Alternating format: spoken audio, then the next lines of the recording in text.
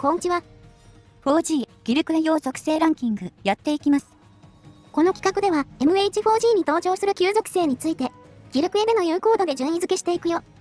攻撃属性と状態異常を混ぜて一つのランキングにした、発掘武器でついたら嬉しい順とも言えるか。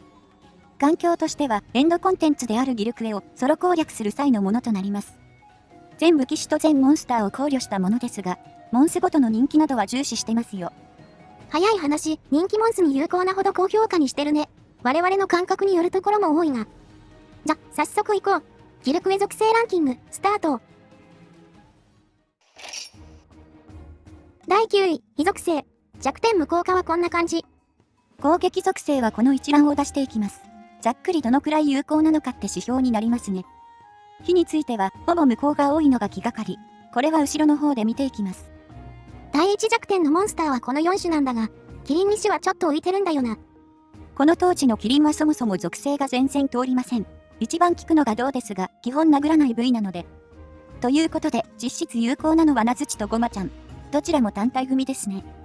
やはり、シンプルに有効範囲が狭いのが弱いところ、弱点とするモンス数は圧倒的にワースト1だよ。有効範囲も人気モンスターとは言い難いです。持つ機会が少ない感覚と合致しますね。人気どころで言うとラーテオに効かないのが厳しいです。一応、ラーの頭にだけ若干通りますが。普通に効かない範囲だよね。属性がないのと同然だよ。火は、ラーみたくほぼ無効な相手がぶっちぎりで多いんだ。マジで格差感じるよこれ。ぶっちゃけこれのせいで、ほぼ無効みたいな、よくわからない枠を準備する羽目になりましたね。具体的にはこちらの方々です。ごく一部の部位だけにほんのり通ります。少ない有効部位も微妙なとこばっかりなんだよな。背中とかって大体物理肉質硬いからね。この通りで人気どころにことごとく通らないよ。複数トーク絵ではほぼ活躍できないだろう。攻略中だと汎用性高いんですがね、特殊な環境ゆえのものでしょう。第8位は状態異常から毒属性。完全に無効化するのはガルルガだけだ。キリン系は一応入りますが、ダメージがかなり渋いです。積極的に担ぐべきではないでしょう。ということで、幅広い相手に有効ではあるんですが、やはり極限状態との絶望的な相性がネックです。毒は一定時間をかけてじわじわ体力を削るんだけど、最極限すると普通に治っちゃうんだよね。地味に最極で治る異常は毒だけだ。その場合も普通に耐性値は上昇していくよ。極限にならない固流相手なら普通に担げますが、ぶっちゃけ爆破の方が便利ですよね。爆破の項目で触れるけど、向こうは極限との相性いいしね。無効化するモンスもいないし。結論としては無属性に毛が生えた程度という感じ。ちょっと出たら残念だね。こちらも攻略中なら最初から最後まで便利なんですが、ギルクエ環境は分が悪いですね。第7位は雷属性。有効無効の範囲はこんな感じ。第2弱点が火からぐぐっと増えましたね。効かない相手も少々いますが。第1弱点の方々はこちらです。なんだかいかついラインナップ。どれも一癖あるモンスターたちだね。面倒な相手に効くのはいいぞ。この通りで、第2弱点まで含めて対応範囲は広めだ。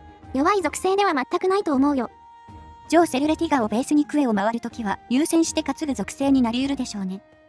ただ、こう言っちゃ失礼なんですが、どれも微妙に不人気どころが多いんですよね。ラーテオに全然通らないのが痛いね。強化するにはこの2種を避けては通れんからな。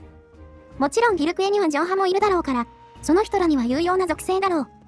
発掘で出ると若干反応に困るイメージです。〇〇に使えそうとは思いつくんですけどね。行く機会が果たしてどのくらいあるかって感じだよね。我々も事実そうなってる。第6位、竜属性。これは順位付けだいぶ迷ったな。ぶっちゃけ相手により使い分ければいいですからね。クエストは人によって違うし。竜属性の有効範囲はこちら。第1弱点が意外に多めです。こいつらが第1弱点だよ。古竜に蝶に重量級だ。ついでに言えば、ナズチもかなり竜の通りはいい。若干火の方が通るけどな。単品になるモンスターが多くを占めてますね。竜属性の名に恥じない効きっぷり。竜はズバリ特化型。古竜たちとじっくり戦うのに適しています。イメージは火のほぼ上位互換って感じがするな。死体蹴りして申し訳ないんだけど。火が得意なモンスには大体竜も通っちゃうから、マジで使うなら竜でいいんだよな。混沌ゴマは部位により火と竜の効きが違うんですが、最大弱点の頭は竜が最適となってしまってます。ただ、汎用性の点ではあまり高くありません。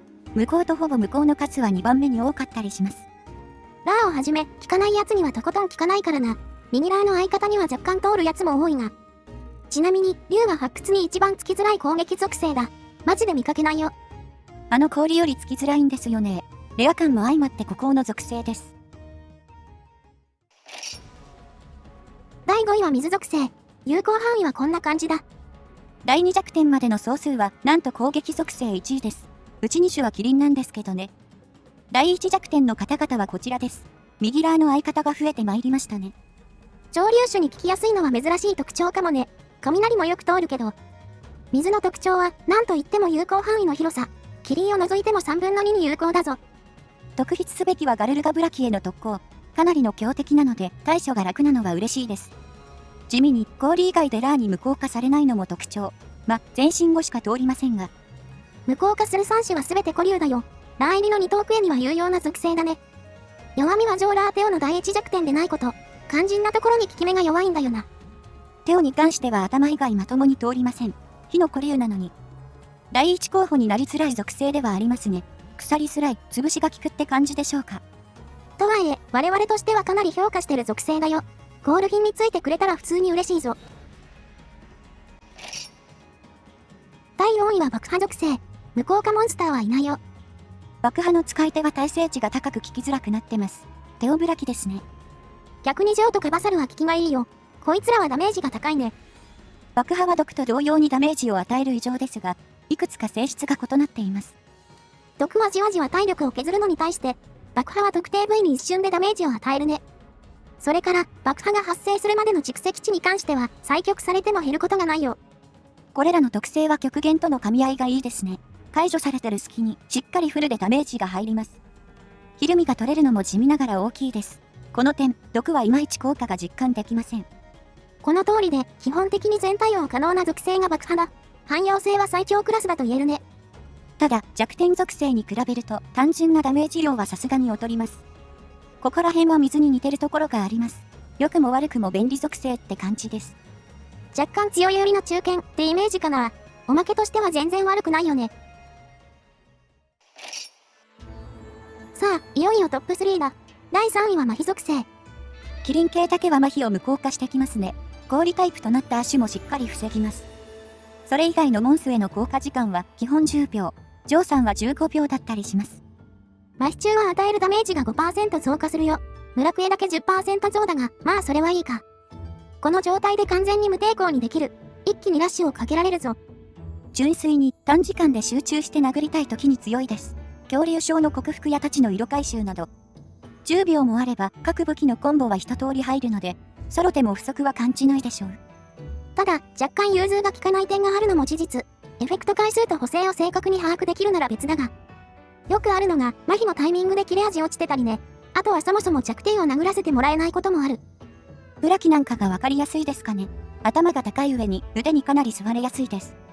いろいろと踏み倒せるマルチならまだしも、ソロだと持て余しがちな属性と言えるでしょう。強力なのは間違いないんだけどね。100% 活かすのは結構難しいぞ。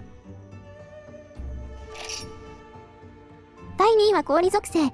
攻撃属性ではトップということだね。弱点モンスターの数の多さが目立ちます。なんと全体の4割近くが第1弱点です。具体的にはこちら、よく見る面々が揃っておりますよ。ラージョンは氷以外は全然通らないから、その点でもかなり貴重な攻撃属性だね。オーガやランポス、バサルアシュあたりに効くのもいい。ミニラーのお供としてよく採用されるからな。攻撃属性トップの理由はシンプルに弱点モンスの多さ。テオラー両対応で人気どころは大体氷が弱点です。弱点の種類以上に有用な感じあるよね。ミニラーのお供にも通りやすいし。ラーの耐性も加味すると、総合的なクリアタイムは水弱点が含まれても上回ることがあるね。ギルクエに着手するなら、まず攻略したい相手が多いので、幅広いハンターが持ちたくなりますね。難点としては発掘での出現率の低さです。竜に次いで出にくい攻撃属性となります。なんなら生産でも抜けてる氷武器ってないんだよね。持ちたいのに持てない、そんな属性かも。氷のゴール発掘なんて引いた日には大変だ。末代までの家宝になるレベルだよ。無効モンスも少ないので腐りづらいですしね。引けば勝ちなところあるのは間違いないです。栄えある第1位は睡眠属性。無効化するモンスターはいないよ。まあ、寝ない生物はいませんからね。当然といえば当然。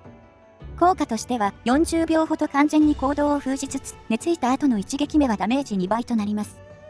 爆弾だけはダメージ3倍なんだって。片手双剣あたりはこっちのがいいかもね。完全に寝つくまでと起き上がりにも少し隙があるよ。時間はモンスによるけど、ここも殴り放題だ。睡眠が強いのは40秒を割と好きにできるところ。これだけあればいくらでも体勢を整えられます。ここが麻痺と違うところなんだよね。回復しつつラッシュをかけることができるよ。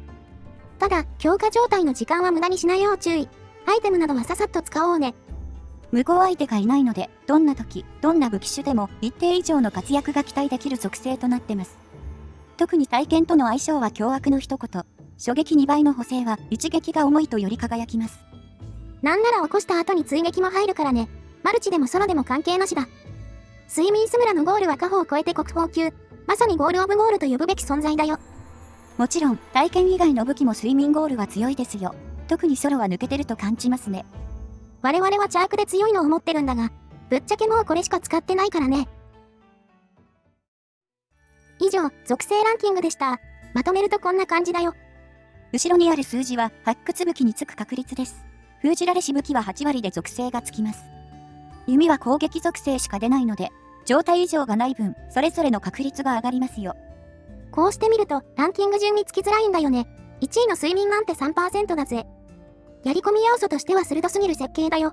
4開発時点でラーテオの人気を見越したのだろうか。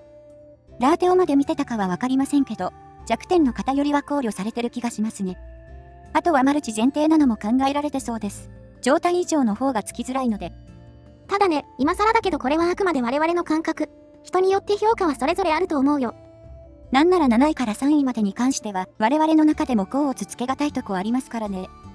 そうね、我々も所持するギルクエ次第では、今後の評価が上下することもあるだろうな。いろいろ言ったけど、結論はやっぱこれかな。氷と睡眠のゴール欲しい。マジでな。